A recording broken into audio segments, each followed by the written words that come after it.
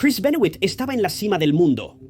Era considerado uno de los mejores en su profesión y parecía tener una gran vida familiar con su esposa Nancy y su hijo Daniel. Pero un día en 2007, el mundo de Chris se derrumbó a su alrededor y los investigadores aún no entienden cómo sucedió esto. Muchos de los detalles de este escalofriante crimen aún son desconocidos. Lo que sí sabemos es que una tarde de verano promedio con su familia se convirtió en algo mucho más siniestro, terminando con cada miembro de la casa Benoit perdiendo sus vidas.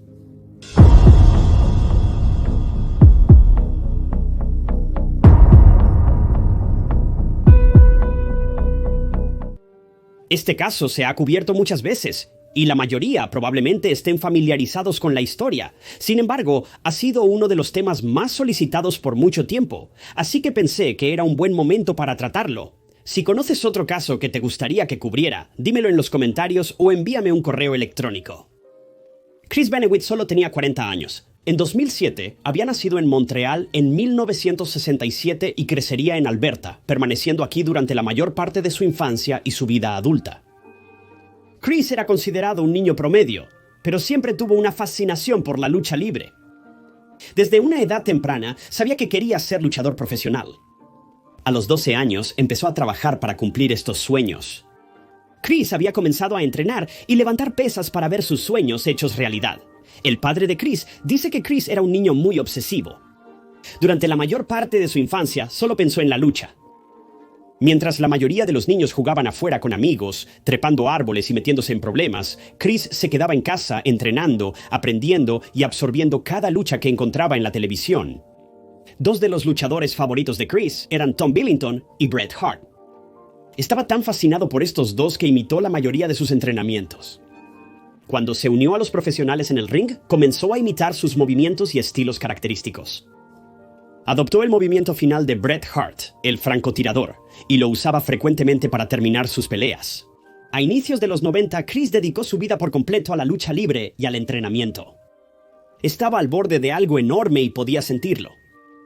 Era evidente que Chris tenía algo especial.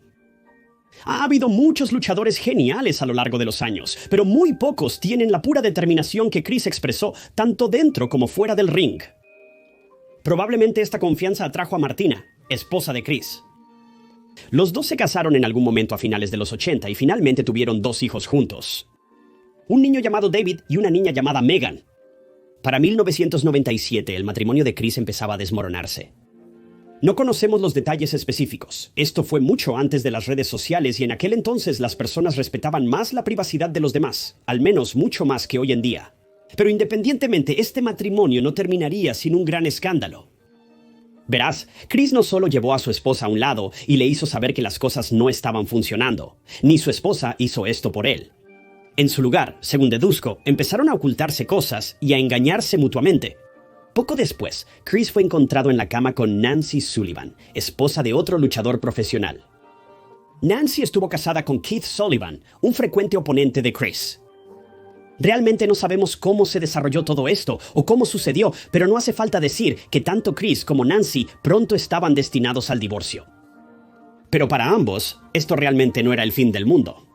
Después de todo, no solo tenían un romance, estaban enamorados. Después de que ambos se divorciaron, Chris y Nancy se casaron en el año 2000. Y alrededor de este mismo tiempo, Nancy anunció que esperaba el primer hijo de la pareja, un niño llamado Daniel. Pero solo 3 años después, este matrimonio también parecía comenzar a desintegrarse. Para el 2003, Nancy había pedido el divorcio. Además, solicitó una orden de restricción contra Chris. Según Nancy, Chris era propenso a estallidos violentos y tiraba muebles y rompía cosas cuando perdía los estribos. Pero extrañamente, después de un tiempo, se canceló el divorcio y se retiró la orden de restricción. Parece que ambos solucionaron el problema. Mientras todo esto sucedía, la carrera de Chris solo iba mejorando cada vez más. A estas alturas, Chris había demostrado ser una fuerza a considerar, y no tenía intención de frenar pronto. Ahora, podría seguir y seguir hablando sobre la historia de lucha de Chris, pero para decirte la verdad, no podría importarme menos la lucha aunque lo intentara, y estoy seguro de que a la mayoría de ustedes tampoco les interesaría lo más mínimo. Todo lo que realmente necesitas saber es que Chris fue uno de los luchadores más condecorados de todos los tiempos. Es un hombre que no será olvidado pronto y dejó un legado con el que muy pocas personas probablemente podrán competir. Se le ha considerado uno de los 5 mejores luchadores del mundo e incluso hoy, los niños aspiran a ser como él. Pero si muchos de sus fans supieran los oscuros secretos que Chris había estado ocultando, probablemente no estarían perdidamente enamorados de este chico. De hecho, probablemente correrían rápidamente para alejarse de él. Verás, Chris era conocido por ser un tipo bastante decente fuera del ring, pero tenía más de unos pocos demonios en su hombro que siempre lo estaban arrastrando hacia abajo. Estos pensamientos no le afectaban mucho de joven, pero a medida que Chris envejecía, su mente comenzó a escapársele. Sin darse cuenta, se vio envuelto en uno de los momentos más oscuros de la historia de la lucha libre.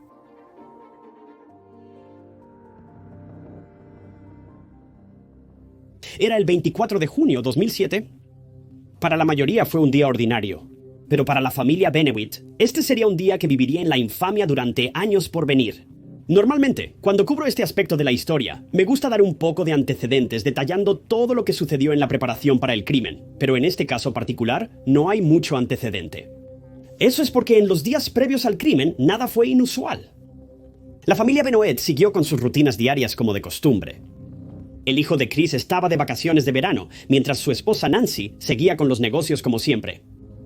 Chris continuó con sus entrenamientos rutinarios repetidamente hasta el día 24. Pero por razones que aún no están claras, el 24 de junio sería el día en que Chris llegaría a un punto de quiebre.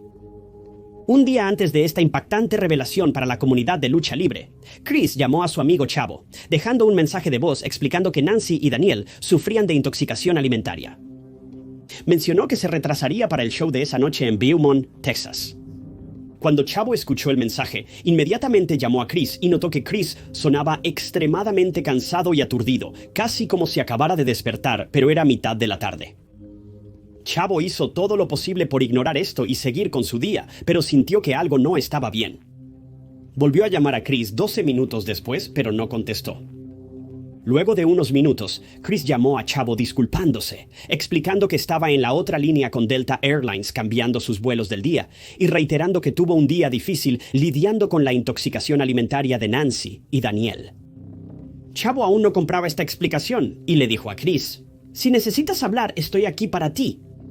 Chris respondió: «Te quiero, Chavo», y colgó. Chris nunca llegó al aeropuerto a pesar de estar programado para arribar ese día. Un amigo contactó a Chris, quien le contó la misma historia sobre la enfermedad de su esposa e hijo. Chris no se presentó para un partido programado esa noche, lo cual fue increíblemente extraño, ya que no se lo habría perdido por nada del mundo. Le comentó a un amigo que tomaría el vuelo cerca de las 8 m. Sugirió reprogramar el partido al día siguiente por la mala salud de su esposa. Para el 24 de junio, Chris no se presentó para otro vuelo programado. Esa madrugada, poco antes de las 4, Chris envió mensajes de texto a varios colegas. El contenido de estos mensajes parece ser un poco extraño porque, según una fuente, los mensajes solo contenían la dirección de la casa de Benoit y una mención de que los perros de la familia estaban encerrados cerca de la piscina familiar, así como una puerta del garaje que se dejó abierta. No parece que nadie supiera qué hacer con estos textos. Algunos compañeros de trabajo de Nancy recibirían el mismo mensaje.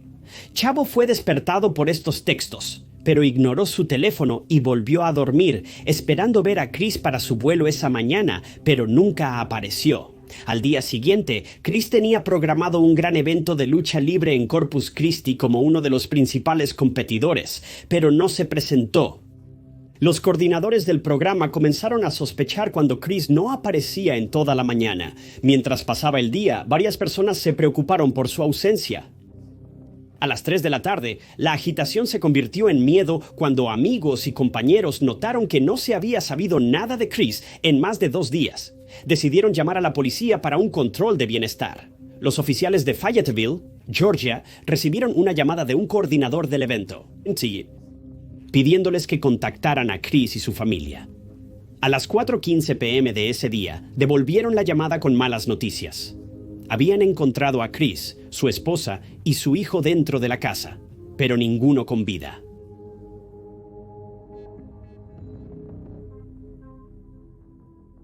Al llegar los oficiales a la casa de Benoit, se clasificó de inmediato como una escena de crimen mayor. Al principio, los detalles del crimen eran confusos, ya que los investigadores no sabían quién podría haberlo cometido. Se descubrió que Nancy había sido restringida antes de morir. Sus manos fueron atadas con un cable de televisión y sus pies pegados juntos. Durante la búsqueda de pistas en la escena, encontraron en un bote de basura un calcetín cubierto de fluidos biológicos secos, sugiriendo que se usó como mordaza antes de que Nancy muriera. Pero fue entonces cuando descubrieron algo mucho peor de lo que puedes imaginar. Durante el registro del hogar, hallaron al hijo menor de Chris. También había fallecido y fue hallado en su cama. Luego hallaron a Chris. Chris perdió la vida al quedar colgado de un equipo de gimnasio en la sala de entrenamiento de su familia. Esto es lo que ayudó a los investigadores a reconstruir lo que había sucedido aquí, ya que no parecía que Chris hubiera sido colocado aquí contra su voluntad. Las evidencias indicaban que Chris se había autolesionado. No sería hasta varios días después que las pistas de la investigación encajarían todas juntas. La primera esposa de Chris recibió un paquete por correo y dentro había varias pertenencias de Chris, incluyendo una Biblia, con una nota que había sido colocada dentro. El contenido de esta nota no se ha hecho público, pero los investigadores sí revelaron un detalle clave. Chris presenció el asesinato de su familia y sabía quién era el culpable. Eso es porque era él.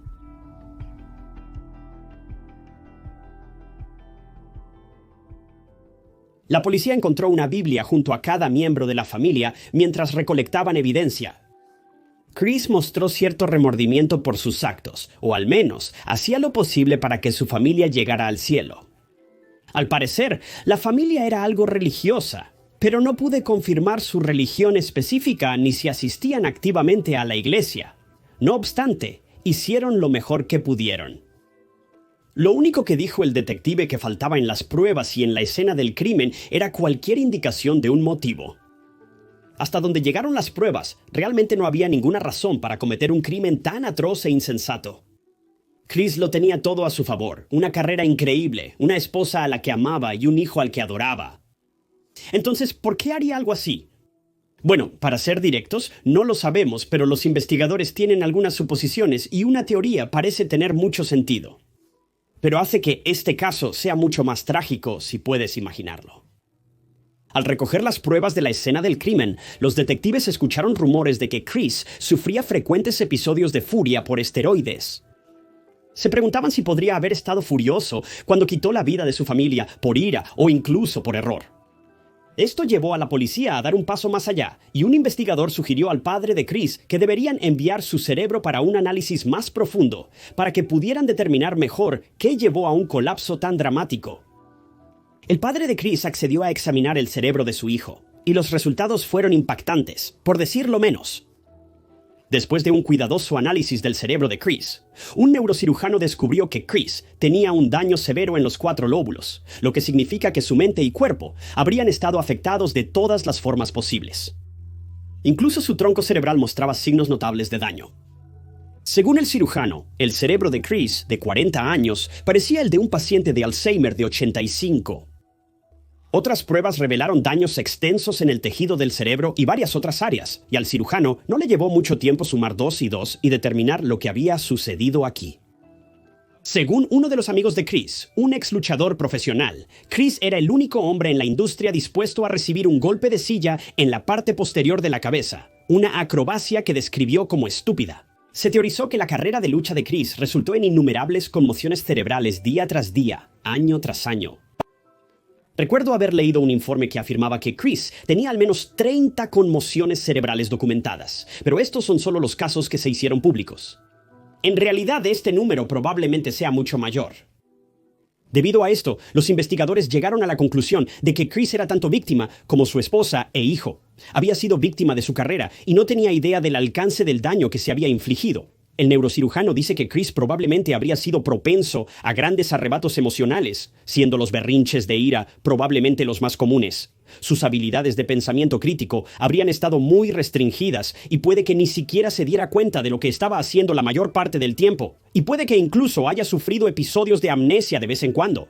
En resumen, Chris estuvo al borde del abismo durante meses, tal vez incluso años, antes de que este terrible desastre fuera descubierto por los detectives. Esto plantea la pregunta, ¿realmente se puede responsabilizar a Chris por sus acciones? Ahora, Sé que la respuesta instintiva aquí es bueno, sí, él ató a su esposa y deliberadamente le quitó la vida. Eso sugiere que tuvo tiempo de sobra para considerar sus acciones, pero aún así cometió el delito. Otro argumento que señala a Chris como culpable podría ser que él eligió su profesión. Eligió una carrera que constantemente lo ponía en peligro. Por lo tanto, al elegir su carrera, técnicamente eligió poner en riesgo a su familia. Pero la verdad es que no hay evidencia que sugiera que Chris tenía alguna idea del grado de peligro que su carrera le suponía. Sabía que daba espectáculos para miles de fanáticos interpretando a este personaje más grande que la vida, conocido mundialmente por ser el más duro de los tipos duros. No tenía idea de que estaba dañando su propio cerebro día tras día. La ciencia e investigación en torno a conmociones cerebrales repetidas como esta simplemente no existían en aquel entonces, y los pocos estudios que se habían realizado no eran tan reconocidos como lo son hoy en día. Entonces, al final de todo, ¿Chris era un monstruo o una víctima? Desafortunadamente, esa pregunta quedará sin respuesta. Gracias por sintonizar otro episodio de Historias de Crímenes Reales. Si quieres ver más documentales de crímenes reales como este, asegúrate de darle a me gusta y suscribirte. Si te gustaría ayudar a apoyar el canal, la mejor manera de hacerlo es simplemente dejando un comentario abajo. Cualquier comentario ayuda mucho más al canal de lo que puedes imaginar. Si quieres ayudar económicamente, puedes hacerlo haciendo clic en el botón azul de unirse abajo o comprando una taza de historias de crímenes reales en TyKnots.com. Pero con eso, mi nombre es TyKnots y los atraparé, chicos, en el próximo video.